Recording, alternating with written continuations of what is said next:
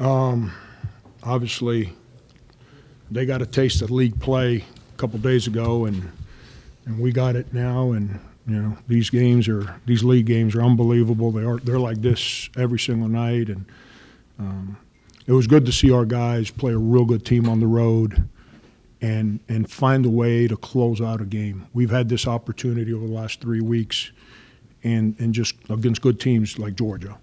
And couldn't figure out a way to close the game, and proud of our guys for what we did today.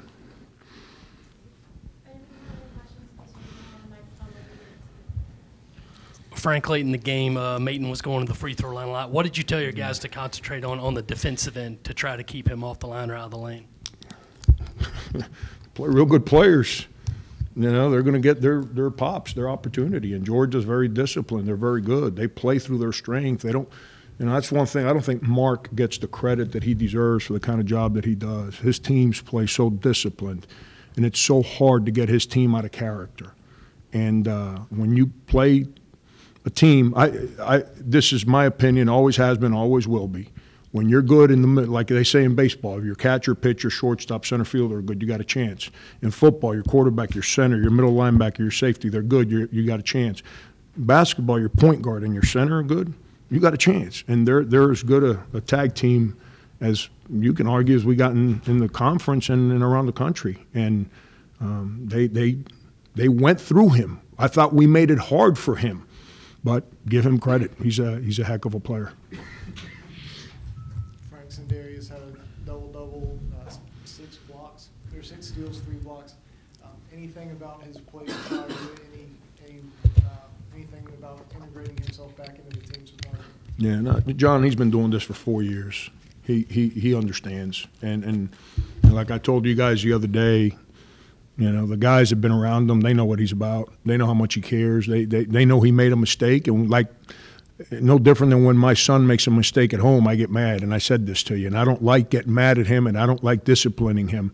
But my biggest job at the end of the day is not just with my children, but with our players, is to prepare them to become men.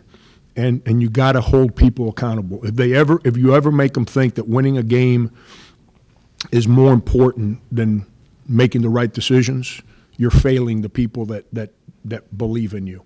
And even though, it was hard to do, I was completely understanding, and so was he. But his teammates respect him. Sin's the backbone of our team. He gives us the strength. The play that no one's going to talk about is that it's a 3-point game, and that loose ball went out of bounds, that they went to the review and it became ours. He came across the court, airborne, to go after that loose ball. If not, they pick it up and it's their possession. Who knows what happens? He gives us a toughness to make some plays that other guys aren't ready to go make yet. Frank, how much has Chris improved offensively? It looked like his post-up game was really working well tonight. Yeah, that was an object of ours, was to go to Chris. And Georgia, once again, they kept changing their defenses on us. And that's part of Chris's maturity as a player, is that he's got to understand when they change defenses where the shots are at. But he continues to get better. He played strong. He played strong on offense and defense. I mean, Maton was his matchup. And I thought we did as good a job on Maton as we can do. I thought we made it real hard for him. We made mistakes on his face-up when he drove the ball. That's where I was unhappy with our defense on him. But Chris continues to grow. We need him to rebound. He can't go 26 minutes and grab 3 rebounds. He's got to do better than that. And I got to be patient, because I know he cares, and he wants to win, and he wants to keep growing. And but unfortunately, that's what I tell players all the time. When you become a good player, everyone wants more from you, and he's got to learn how to continue to do a little bit more. Dwayne struggled a little bit shooting again, but J.J. Frazier was 3 for 10, 1 for 6 from behind the 3-point line. How important was Dwayne's defense on J.J., a guy who's gotten y'all a couple of times? Yeah, it's Dwayne. Dwayne's ball will go in the basket. I'm not worried about that. What I'm worried about with him is not to be consumed with that ball not going in right now. Even the greatest of greatest go through bad spurts where the ball won't go in. what makes Dwayne a real good player for us is his toughness and his energy. And he did that today. I thought he was aggressive on offense today. He took one shot that he kind of like babied the shot and shot an air ball. That one I was not happy with. But, he drove the ball. He didn't just hold the ball and kind of put it over his head. He was aggressive. And that's what I need from Dwayne. I need him to play aggressively. And he did that on offense and he did that on defense. You held them to long stretches without field goals, and just what were you doing defensively that was so effective against them most of the second half? Phil, we lead the country in three-point shooting defense. Before Sindarius made his mistake, we were in the top 4 in the country in defense. It's what we do. It's what we practice. And Georgia's a very disciplined team. They're going to run their stuff. I mean, seriously. Holy cow.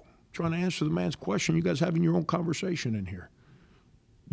They're very disciplined. They're very particular. They're a low turnover team, and they play through the low post. The hardest teams to defend are teams that play through the low post.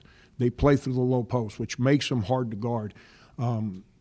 It's a challenge to defend Georgia, but our team is based on defense. It's based on those kind of things.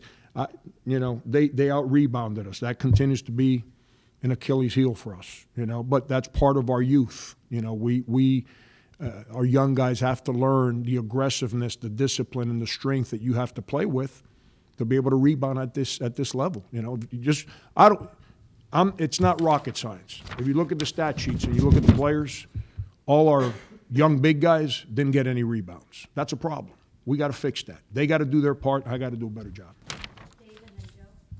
Frank, I know it's just the first one, but does this one, considering the recent history of this series, feel a little more special maybe? Yeah, Dave, here's because like those of you guys that cover my team, I read and I listen. I'm not like some of these coaches that claims that they don't read and they don't listen.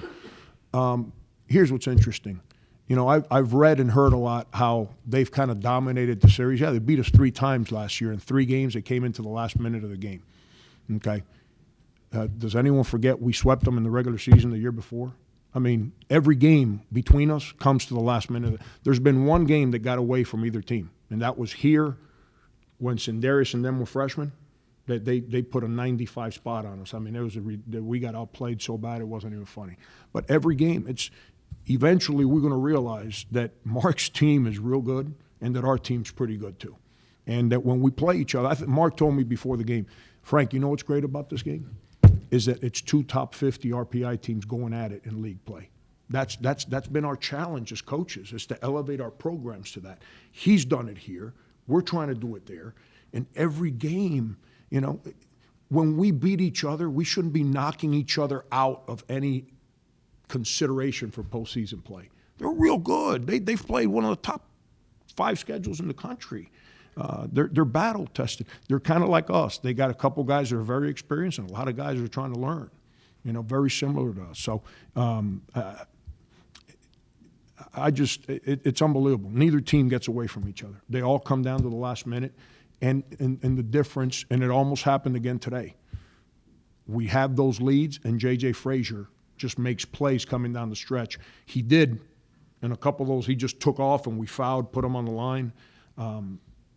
And then we kind of buckled in and closed it out. So it's and by the way, I've got a lot of respect for J.J. Frazier. That kid is an unbelievable winner, and it's no surprise that beating Georgia so hard. Last question, Joe. Coach, just talk about the poise of your team. 1 through basically 15, close game, a lot of 50-50 balls, a lot of 50-50 plays that this team was able to make in the SEC opener on the road. How do you guys kind of build on that as you guys continue conference play? Yeah, that's what hurt us on our 3 losses. The 3 games we lost over the last couple of weeks, we've played these kind of a team like Georgia, real good basketball team with real good players, and we've been right there, and we have not been able to get to the foul line, to make, like PJ made a shot that I got no idea how he made that shot, but he's taken real good shots and missed. But then what hurt us is that we were not able to get that defensive rebound, to come up with that defensive stop, come up with that loose ball like the one with 19 seconds to go. Sindarius gives us that presence on our team. He gives us that. He picks everyone's spirits up because he will make certain plays. Then you see other guys trying to do some of the same stuff. Our young guys look up to him. And having him back around, I hope, is going to give us the courage to make those plays that we were making before the suspension. Thank you.